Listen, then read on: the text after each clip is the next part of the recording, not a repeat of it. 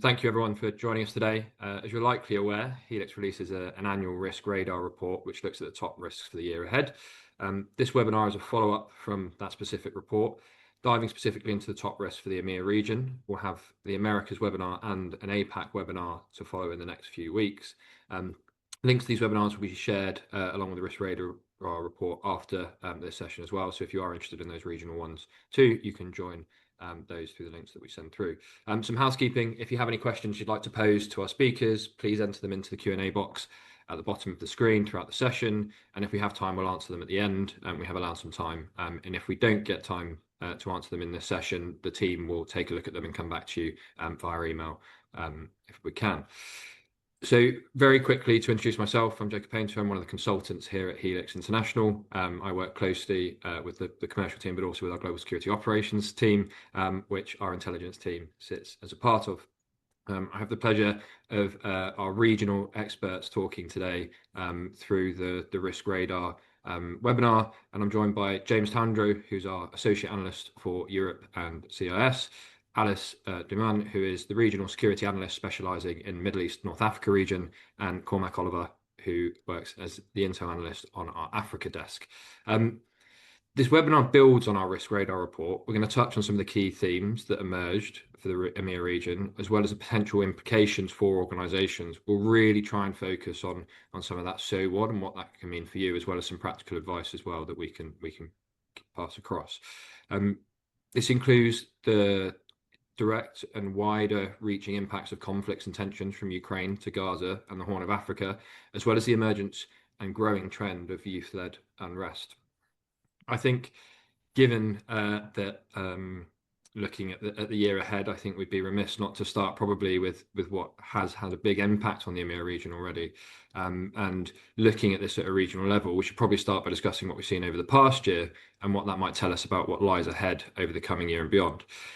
We've now seen a year of Donald Trump being back in office, and the US published its new national security and national defense strategies towards the latter end of last year. James, I'm going to come to you first. What do you think the key considerations regarding the shift in US policy in the last year, as well as the potential implications for the EMEA region and possibly further afield? Well, hi, Jacob, and hi, everybody. I think just initially, based off the narrative that we're hearing from the Trump administration, I think we're expecting to see a move towards core interests rather than shared values with allies based on what we've seen in the past. In terms of the value share with allies, it seems to be implied in the documents, the National Security Strategy and the National Defense Strategy, that these led to something of an unfocused foreign policy, which often ignored core US interests. The National Security Strategy in particular refers to the term flexible realism. This seems to imply something of a more pragmatic approach with greater commercial emphasis in foreign policy decisions. Just thinking, the US mediation efforts in the Russia-Ukraine conflict probably seem to be the most pertinent example of this off the top of my head, but I'm sure there's probably some other examples of this that we can delve down into today as well.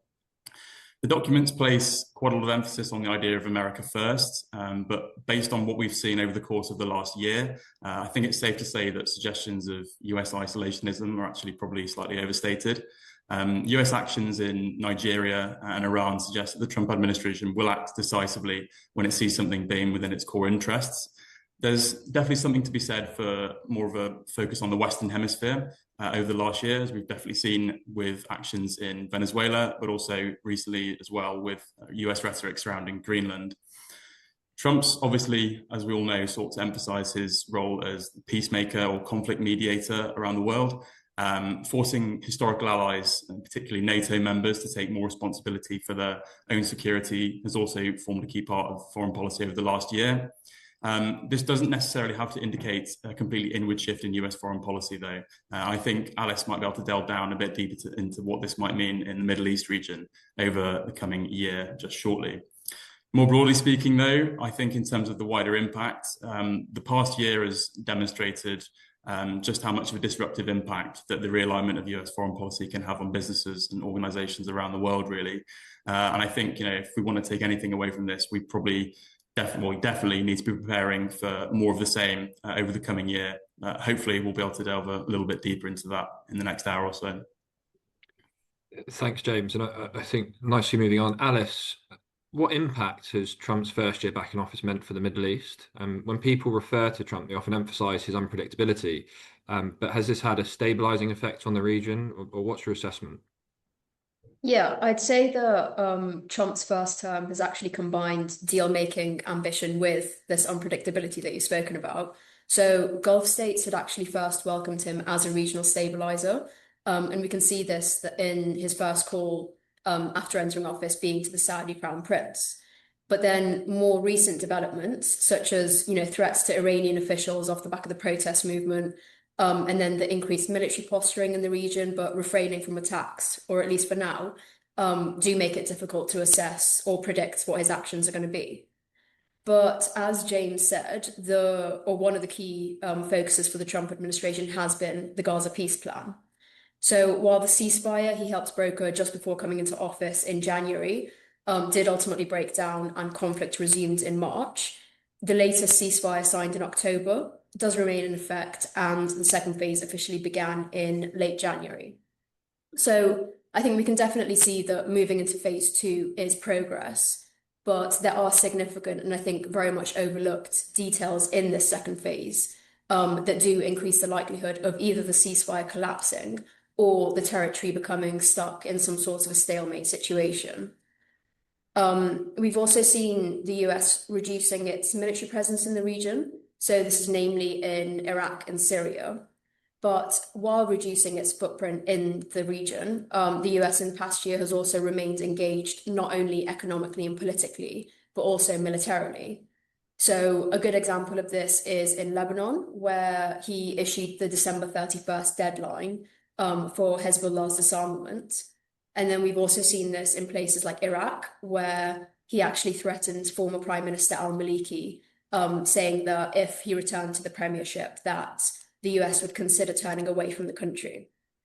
Then in March, we saw the US launch Operation Rough Rider against the Houthis in Yemen. And this, at that point, was the US's largest military campaign.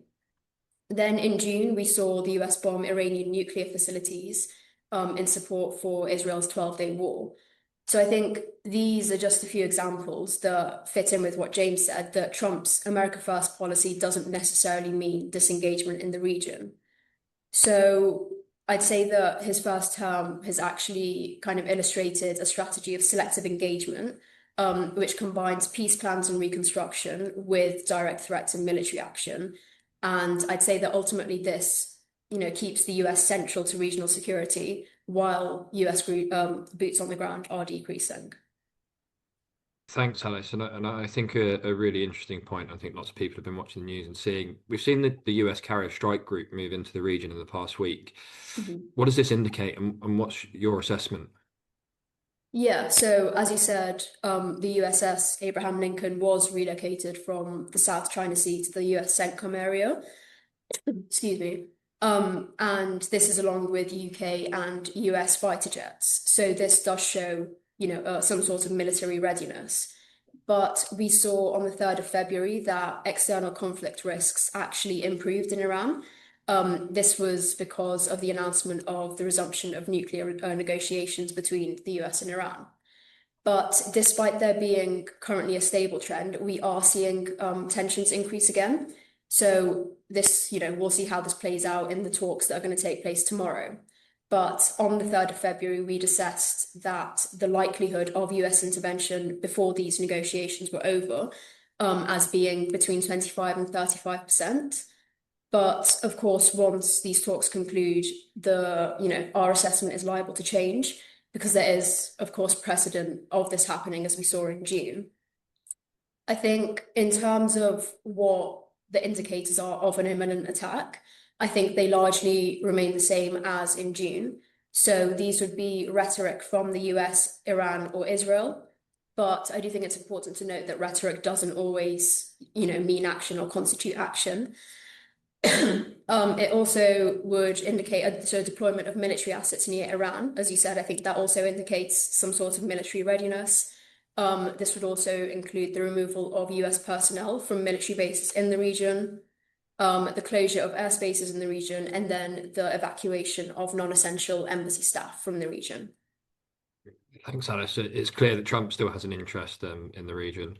I want to move away from US foreign policy now and focus a little bit more on kind of the regional alliances and geopolitical rivalries that are shaping the Middle East North Africa region. Could we jump into that a little bit more, and especially as one of the key themes, talk about the conflict piece as well? Definitely, yeah. So I think looking back at the security environment in 2025, and then as we're moving into 2026, I think it's clear that the environment is being shaped by conflict. So this is both intrastate and external. And we did see ebbs and flows of heightened security and, the associated operational disruption that comes with this. And I think looking ahead, there is actually little to suggest that this pattern is going to change. So a key feature of the current environment is that conflicts aren't always remaining contained. So where they can begin as internal or bilateral issues, they can quickly spill beyond borders. And therefore, I think this underlines why regional level risk planning is necessary. So we saw this clearly in June when Iran carried out retaliatory attacks against the US's Al Udeid military base in Qatar. And then again in September when Israel targeted the Hamas leadership in Doha. So, I mean, this doesn't necessarily mean that, everyone in the region is going to be directly affected by conflict, but it does underline the importance of contingency planning, as this will hopefully minimize the impact of shifting regional alliances and rivalries. I think for the region, though, what's interesting is that this persisting insecurity has also accelerated the formation of new intra and inter-regional alliances. So over the past year, we saw this in defense agreements being signed by the US and Gulf partners, but then also between, Egypt, Saudi Arabia, Somalia, Israel, Cyprus, Greece, and then, in my opinion, most notably, Saudi Arabia's mutual defense agreement with Pakistan, which evokes something similar to NATO's Article 5. And Turkey is also reportedly going to be joining it in the near term. So for the Middle East, I think what's important or notable is that rivalries and alliances are kind of reinforcing each other. So heightened threat perceptions are driving new defense partnerships, but then at the same time, those defense partnerships are liable to make countries targets. And this was seen, as I said, in Israel's attack on Doha. How these defense agreements are actually going to translate into real world deterrence or escalation is yet to be seen. But I do think that they're going to be a key feature in defining the region's security environment, whether that's in short-term disruptions or longer-term security challenges, and whether that's to operations, to travel, or directly to infrastructure. Thanks, Alice. Really, really insightful. Cormac, and staying on the theme of conflict, I wanted to kind of explore this a little bit, moving slightly further south onto the wider African continent. Conflict is, of course, something that has long characterized the security risk environments in the region. Are there any emerging theatres of conflict that you're concerned about in the upcoming year? Sure. Yeah. There certainly is, and both of the sort of most pertinent examples that I'm concerned about both center in the Horn of Africa region, namely in Ethiopia and Somalia. So, starting with Ethiopia, the situation is incredibly complicated and really difficult to explain without derailing the schedule of this webinar. But I'll do my best to provide a very brief summary. So, tensions are largely centered in the northern area of the country, specifically in the Tigray region.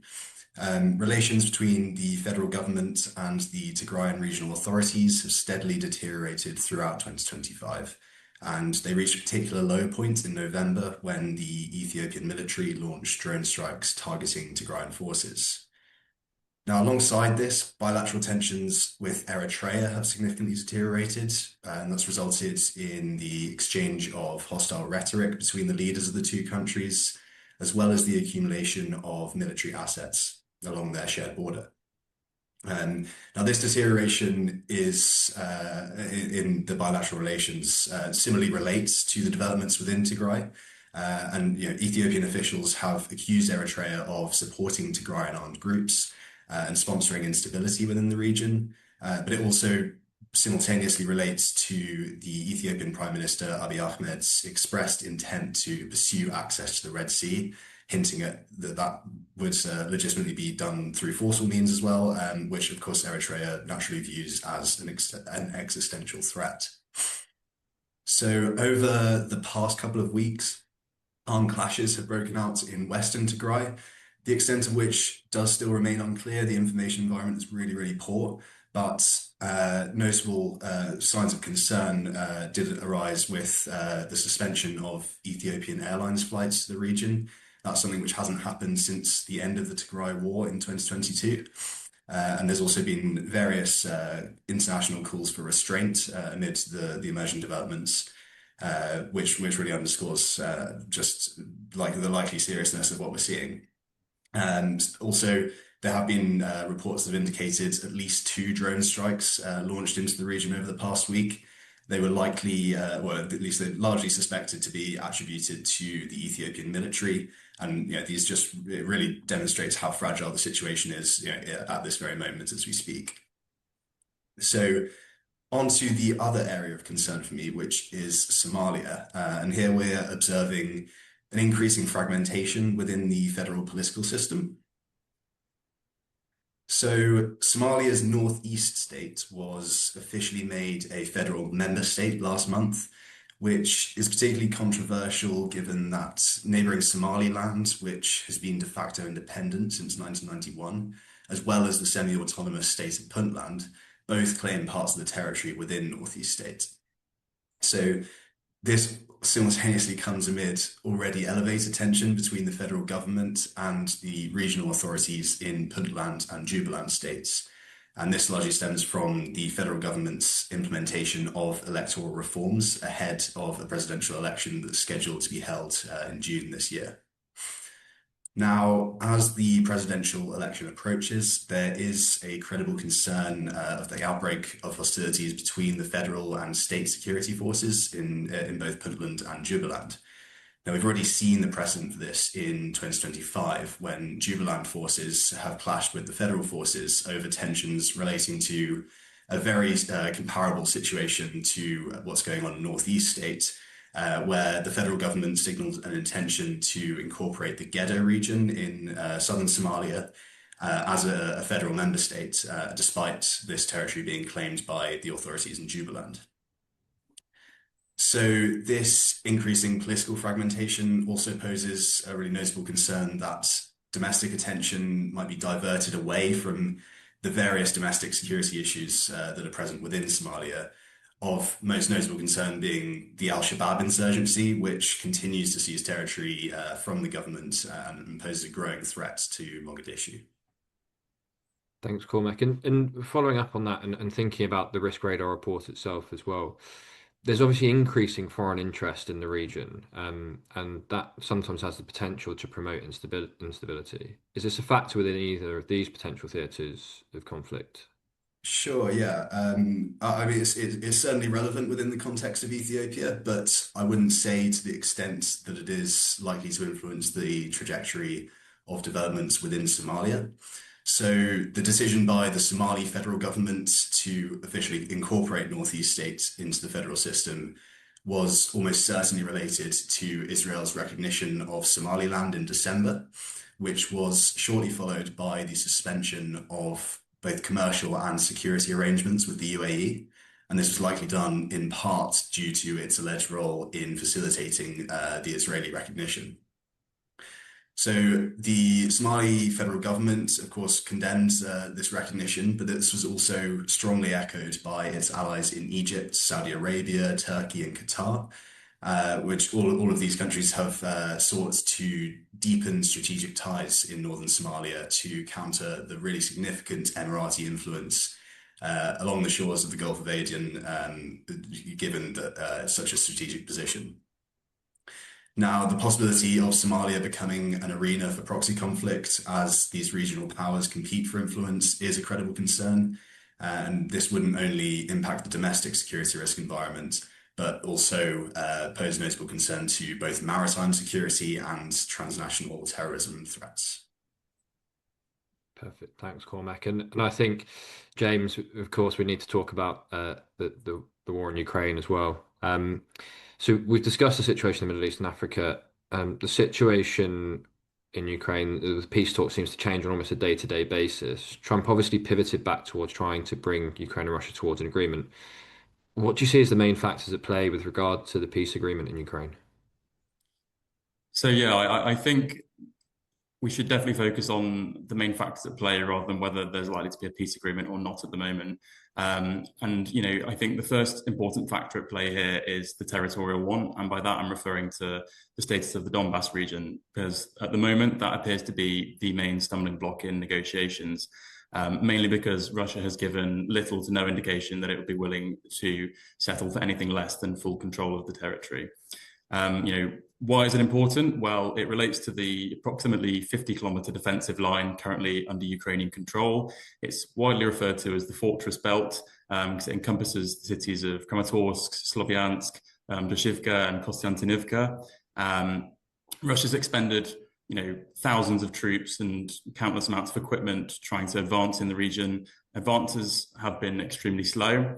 The area falls within quite a good natural barrier for Ukrainian forces to defend against Russian attacks at the moment, but it flattens out quite a bit further west. And so any potential deal which sees Ukraine being required to surrender the territory could potentially leave it vulnerable in the longer term to further Russian assaults, either in the immediate term or in the longer term. The second issue here, which this kind of leads us on to, is the one of security guarantees. It was reported last week, or in the last week or so, that Ukraine and the US, had agreed on the outline of some security guarantees in the context of a ceasefire. This appears to be based on a tiered system of European and eventually US involvement if a ceasefire were to come into effect. However, there's a couple of important caveats here. The first one is whether or not Russia would be actually willing to accept Western security guarantees for Ukraine. And at the moment, it doesn't really seem to be budging at all on this issue. The second kind of a sub-point here is whether the threshold for US and European intervention is sufficiently secure that Ukraine can justify giving up the Donbass or the remainder of the Donbass region. Any security guarantees which are offered to Ukraine in order to give up the territory will have to be, you know, pretty watertight from Kiev's perspective, obviously due to the risk of potential Russian aggression in the future, as we've mentioned. I mean, I guess another point to add on here is, based on what we're seeing at the moment, I just don't really think we've seen any proper indicators that Russia is willing to soften its position at the moment, and it seems to be willing to press on, at least for the meantime, militarily to get what it wants. You know, we've had the latest round of talks in Abu Dhabi, which appear to have concluded today, and there doesn't seem to be a massive amount of progress which has been made there besides more prisoner exchanges. From Putin's perspective at the moment, I mean, to try and put ourselves in his shoes, if that's even possible, I don't really think at the moment there is a scenario, or I don't think the current circumstances would allow him to portray any kind of picture of victory to a domestic audience within Russia. You know, this could pose potentially quite significant ramifications for him domestically if he wasn't able to portray this as a victory. And by that, it's almost certainly going to need to include the entirety of the Donbass region due to the potential of unrest within Russia, given how many thousands of people have been killed in this war, and obviously the added complication of veterans returning home. On the issue of security guarantees as well, there's a number of uncertainties, and it doesn't appear that there's been much progress to that end today, to be perfectly honest. The issue of the timeframe for the US security guarantees is another point that I want to touch on just quickly, mainly because at the moment it appears to be a 15-year guarantee, but we know that Ukraine is pushing to extend this timeframe to something close to 30, 40, or maybe even 50 years. A 15-year agreement from Ukraine's perspective runs the risk of effectively freezing the conflict and obviously raising the prospect of further Russian aggression in the longer term. It's not immediately clear as well at the moment what would actually warrant European and US involvement. Obviously, you know, history will tell us that it's a perfectly plausible scenario where we're seeing both Russia and Ukraine leveling ceasefire violation allegations at one another, and what would actually constitute European and eventually US involvement. It appears to be a time frame at the moment, but in terms of like a conflict level, what would actually warrant that involvement doesn't appear to be perfectly clear at the moment, and would probably need to be from Ukraine's perspective. Thanks, James. And listening to that, there seems to be a fair degree of uncertainty in the current circumstances. Thinking about the audience of people and the organisations that we work with, what the considerations do you think this poses for those that are working and operating in Ukraine through the remainder of this year? Yeah, I mean, well, the first and, perhaps the most obvious one that I'm sure people in Ukraine won't need me to remind them of is the constant threat posed by Russian drone and missile strikes across Ukraine, which are having a profound effect on energy infrastructure across the country. It's by far the worst winter of the conflict so far, and power outages are becoming, increasingly protracted in major urban centers such as Kiev, which is obviously posing, quite significant impacts for businesses wanting to operate in Ukraine either permanently or temporarily.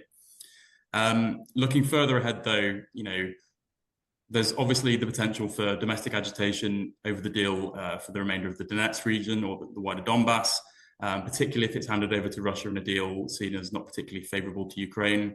The region has been fought over by the Ukrainian military, Russian-backed separatist forces, and eventually the Russian military since 2014, and it's cost thousands of lives on both sides over the territory.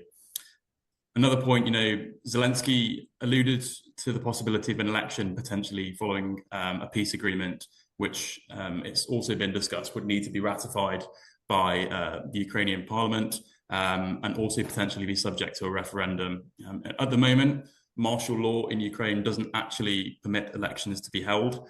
However, organizations need to be prepared for the potential domestic political risks if a ceasefire and potential peace agreement is reached. And I leave a lot of emphasis on the word if, based on what we're seeing at the moment.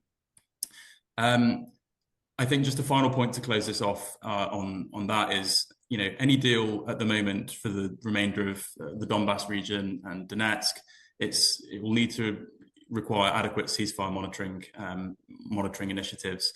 In current circumstances, the plan for restoring the region in the aftermath of the conflict, whenever that may be, isn't particularly clear. And if the conflict were to be frozen along current front lines at the moment, in the medium to long term, it obviously leads to the risk of things like separatist activity in and around the current front lines if they were to be frozen, for example. There's a multitude of these risks domestically in Ukraine. There's just a few there, but I could go on. But yeah, it's definitely something that needs to be kept an eye on over the course of the coming months.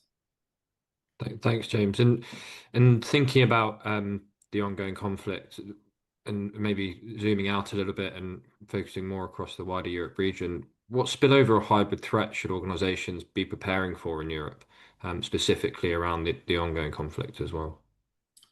Well, yeah, from a European perspective, I think there's definitely some things that we need to be keeping an eye out for, and I'm sure people already are. While the conflict's going on, Russia ultimately wants to undermine international support for Ukraine, and I don't think there's anywhere other than there's anywhere beyond Europe that's more of an example, so to speak. We saw the drone incursions into Poland during September of last year, which is probably the most extreme or high-profile example of this. But there's other instances occurring on, a daily and weekly basis, which don't attract quite as much media attention. More often than not, these acts of sabotage are being carried out by proxy agents. So, the Russian state can maintain this kind of veil of plausible deniability. And with the absence of a ceasefire in Ukraine, it's only going to add to these risks kind of manifesting across Europe over the coming weeks, months, or even year. In terms of what this might mean in practice, well, Ukraine's foremost international supporters within Europe are likely to be the primary targets. They already have been some of the primary targets. It's also manifested quite significantly along NATO's eastern flank. I mentioned the example of Poland and the drone incursions. We've also seen airspace violations in Estonia, but also other countries. Some of Ukraine's big international supporters, financially or militarily, the UK and Germany are examples that spring to mind there. I think as well, this last year, 2025, if it showed us anything, Russia seems to have got a pretty good idea that most of its, hybrid or grey area warfare activities, whatever you'd like to call them, are unlikely to trigger a NATO Article 5 response. And so for that reason, it doesn't really appear to have been deterred to much of an extent. Thanks, James. And thinking about the impact on businesses then, just share a little bit more on that. Yeah, of course. Well, I don't think people need me to tell them about the potential impacts on things like critical infrastructure. Businesses, organizations with any kind of links to critical infrastructure, defense industries as well, need to thoroughly assess, their vulnerabilities within their supply chains. Other risks to organizations across the continent in general include things like cyber risks, major transport disruption, including damage to rail lines like we saw in Poland towards the back end of last year. Further drone activity affecting airports, which we've seen over the course of the last 6 to 12 months. And obviously, in potential worst case scenarios, things like targeted acts of political violence or assassinations. The latter point, I should definitely emphasize at the moment, seems to be unlikely, but that doesn't mean it's something that we shouldn't be preparing for, if that makes sense. In a more general sense, over the course of the next year, throughout the remainder of 2026, I think monitoring indicators with regard to the conflict itself is probably one of the best ways that companies, organizations can best place themselves to anticipate them and potentially respond. I think during the first half of 2025, we saw a definite drop-off in sabotage activity within Europe. The most likely kind of reason for that seems to be the Kremlin reassessing its position in light of the Trump administration and the potential reorientation of US foreign policy at the time, and part of an effort not to alienate the US. Any deterioration in the coming months of the diplomatic situation, namely here, if the US once again steps back from talks to mediate the conflict, if, as seems to be the case at the moment, not a great deal of progress has been made, could signal another deterioration in the situation with regards to hybrid warfare across Europe. There's a multitude of things that you can talk about here, but I think definitely when it comes to monitoring the indicators, that's one of the main things I'll be looking at for the year ahead. Thanks, James. I think we'll move on to kind of protests and social unrest, and I think actually it segues quite nicely because a lot of these conflicts are some of the reasons as to why we're seeing such a high increase in protest and unrest. I think Helix in the team and everyone on here has probably published multiple alerts around protests, but we've seen a sharp increase from 2024 to 2025 and expecting the same again in 2026. Alice, looking at the current wave of protests across the Middle East and North Africa, how should we interpret that? Yeah, well, I think I'll initially talk about Iran because I think it's high on a lot of people's interest lists at the moment. But if we look at the unrest that's currently going on, unrest isn't actually a new phenomenon in Iran. So the foundations of the current movement, we've seen them, laid during successive waves of protests. So whether that was in 2009, 2017 and 18, 2019, or the more recent Mahsa Amini movement in 2022. So the most recent wave that began on the 28th of December was prompted by the rial's depreciation. But by the 1st of January, we'd already seen protesters adopt a more anti-government slogan. And these were the same chants of death to the dictator that we saw during the 2009 post-election protests. So I think if we're looking at Iran, what's important to note is that each wave of unrest is likely to follow this model, which is growing in scale, spreading geographically, but then provoking a harsher government response, which is effectively creating a positive feedback loop. And I think the ultimate aim for a lot of the protesters remains the removal of the Ayatollah. And indicators are therefore suggesting that, either until this happens or significant concessions are implemented, Iran's security environment is going to continue to be characterized by recurring periods of major unrest. And I think this is particularly the case if tensions continue to be this high with the US and Israel. So from a risk perspective, this makes the country highly volatile. And I think unrest is going to be a constant latent threat rather than one exceptional event. Thanks. And do you think these movements are indicators of a deeper instability, or are they more localized episodic disruptions? Does Iran represent a regional trend at all? Well, I think for the Middle East and North Africa, we aren't, at least for now, seeing some sort of widespread, uniform, sorry, my cold is coming back, revolution. But what we are seeing is persistent and varied pressure points. So protest activity in the region is just becoming a baseline operating condition. And I think this underscores why it's kind of requiring planning tailored to location-specific nuances rather than having, a broad regional generalization. There are several countries I could talk about when discussing protests, but I think if we look into Morocco, it's quite interesting because it presents a different picture to Iran. So in Morocco, there were the youth-led so-called Gen Z 212 protests, which were sparked by public agitation, which was rooted in government spending priorities. So despite clashes taking place, the government actually responded with policy reforms rather than widespread repression. So the risk profile here, as you said, would be more episodic rather than indicating that there's, a structural instability stemming from unrest. And then if we look at Yemen and Turkey, so here we see another example, which is the trend is showing that the authorities are actually generally allowing reoccurring protest events to take place. I'd say that this is as a form of pressure management. So the authorities are only intervening when demonstrators are approaching these established red lines. But for now, what we're seeing in Aden and in opposition rallies in Turkey is actually that there's a controlled tolerance.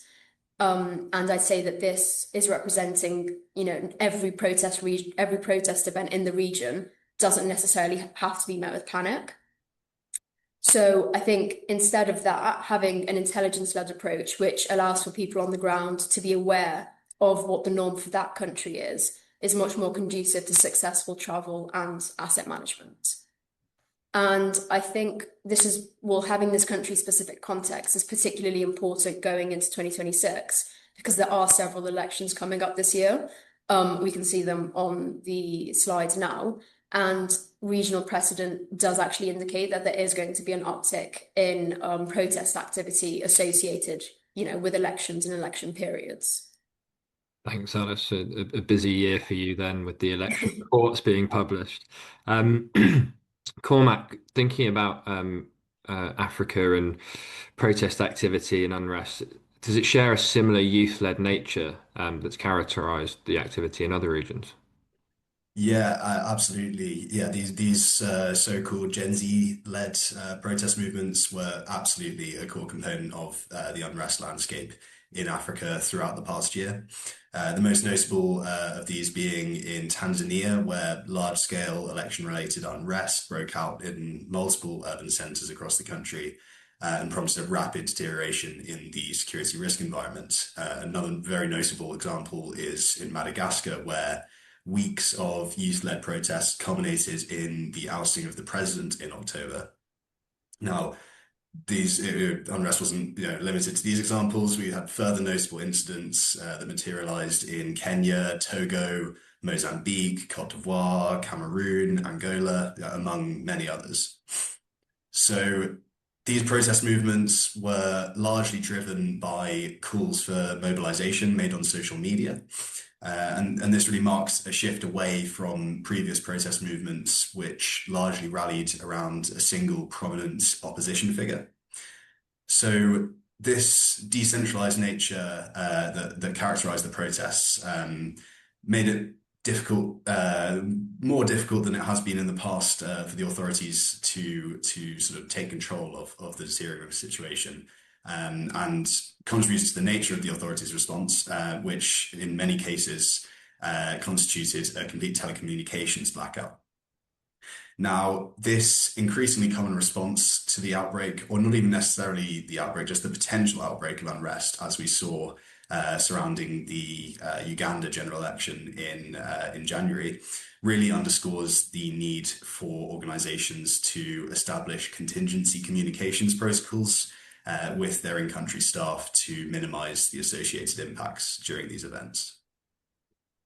Thanks. And do you forecast that 2026 will see a similar frequency of incidents of unrest? Sure. So my assessment on this is I probably don't foresee the risks of these large-scale protest movements and associated unrest playing such a prominent role in 2026 as it did in the past year. And this is largely just informed by the fact that the year ahead has comparatively fewer elections, which were, as Alice outlined, there's precedent there for the sort of providing the spark for associated protest activity and unrest. Although it really is worth noting that multiple incidents of unrest that we've seen were not associated with elections, and rather arose over isolated issues or just long-standing grievances with the incumbent governments, as we saw in Madagascar, and of which there are plenty of that remain across the region. So this really makes the predicting the outbreak of these events incredibly difficult, and just further underscores the need for risk managers to adopt a proactive stance against these risks. Perfect. Thanks, Cormac. And I think I got a couple more questions and a little bit slightly different topic, but Alice, thinking about the Middle East specifically, when we discuss topics like terrorism and things like that, what's the trend, and was there a rise in terrorism in 2025? Well, I think obviously the region does get brought up when we discuss terrorism, but from data, it's actually showing that there's been a decrease in terror incidents between 2024 and 2025. So I think in 2024, there were about 1,300 recorded incidents, whereas last year there was something like 460. So this is actually showing quite a stark difference. But this doesn't mean that, terrorism in the Middle East and North Africa doesn't exist anymore. I think what we're seeing is that there are sleeper cells, and particularly IS sleeper cells, which are maintaining supply routes, but to also kind of maintain the intent and capability to conduct attacks. So in the next year, I'd say that actually the security focus would be more about managing risks from these remnants rather than, a return to a territorial caliphate. So I can delve a bit deeper. To give some examples, we can see that Turkey, I think they arrested about 400 individuals who were alleged to have IS affiliations and were alleged to be conducting or planning a terror attack on New Year's Eve. But there have been no notable terror attacks in Turkey in the past year. So this again is showing the regional countries or regional leaders, do have capabilities to thwart attacks. And then if we look at Syria and Iraq, we can see that the authorities are actually working alongside US CENTCOM to carry out counter-terrorism operations. And IS leaders were actually killed in both of these countries.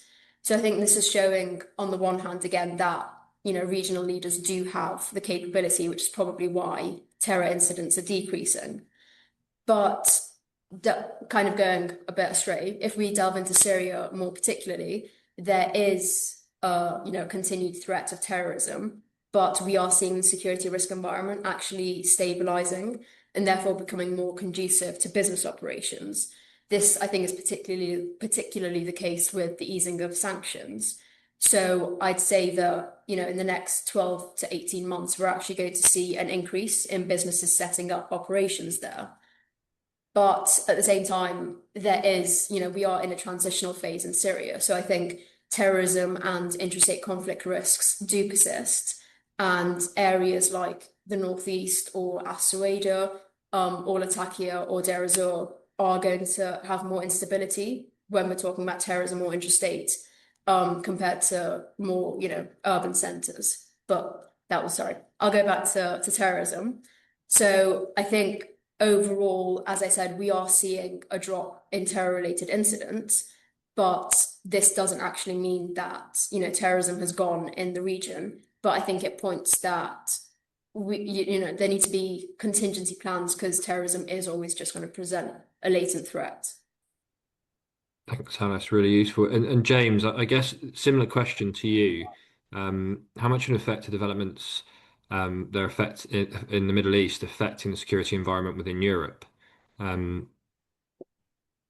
Yeah, I think obviously, on the subject of terrorism, while there's a fragile sort of ceasefire in place in Gaza at the moment, the terrorism threat within Europe definitely hasn't alleviated at all.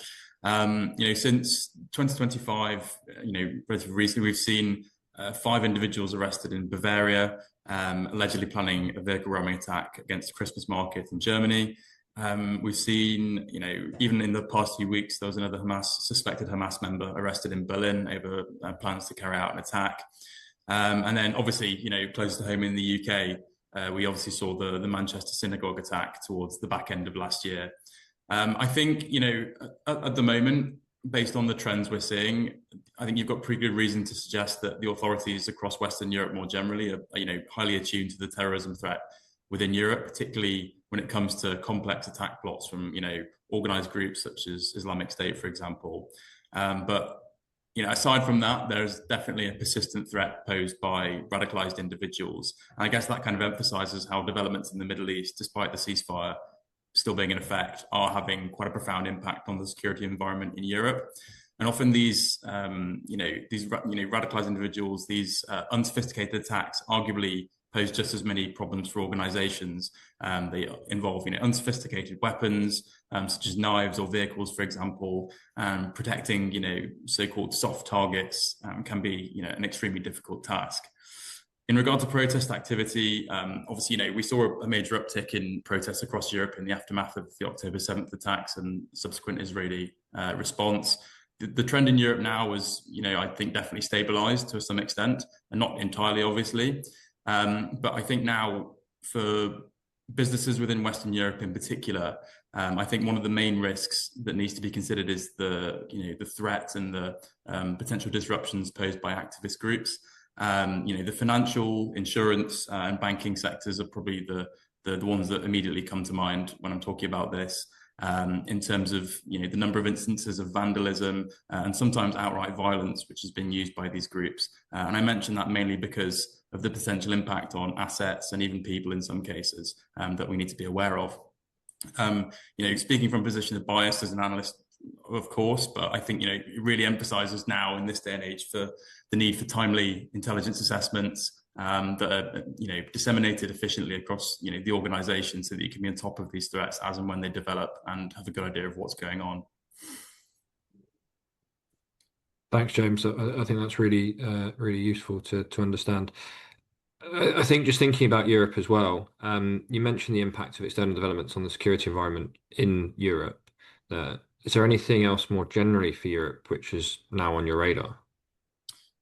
Yeah, absolutely. I think, I'm conscious of time, so I'm not going to take up too much time on this to risk any other questions. But there's a couple of things. Yeah, obviously, first and foremost, we've got the Winter Olympics starting this week or starting yesterday in Milan.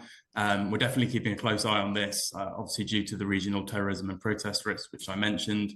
Milan in particular in Italy formed one of the focal points in northern Italy for the protests that we saw from pro-Palestinian groups and public strikes towards the back end of last year. That's definitely something we're going to be keeping an eye on over the next few weeks, obviously.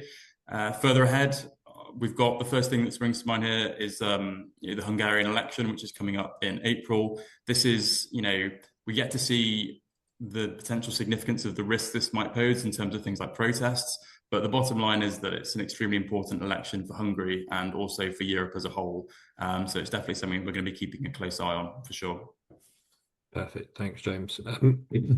We have got a couple of questions, and actually we've got some more time as well. So Alice, I'm going to pass one your way. Obviously, if you need to come back to it later, we can also always send an email response as well. But getting an understanding of the views on the Saudi UAE rivalry and how this impacts the Middle East and Sudan in particular. Quite a specific question. Are you happy to take a crack at it? I think that might be one for Cormac. Okay. Yeah, sure. Well, certainly in relation to Sudan, we're really seeing that regional rivalry play out in its sort of most candid way, and ultimately, we got the Saudi Arabia backing the Sudanese armed forces and the state army, and then we've got the UAE providing weapons to the paramilitary rapid support forces. And I think this has ultimately, the Sudanese conflict has really been characterized by significant territorial shifts throughout the past year. We saw that the Sudanese armed forces retook control of the capital Khartoum in March. That sort of provided some optimism that maybe the RSF where eastwards sort of press was maybe going to be suppressed and kept into the Darfur region.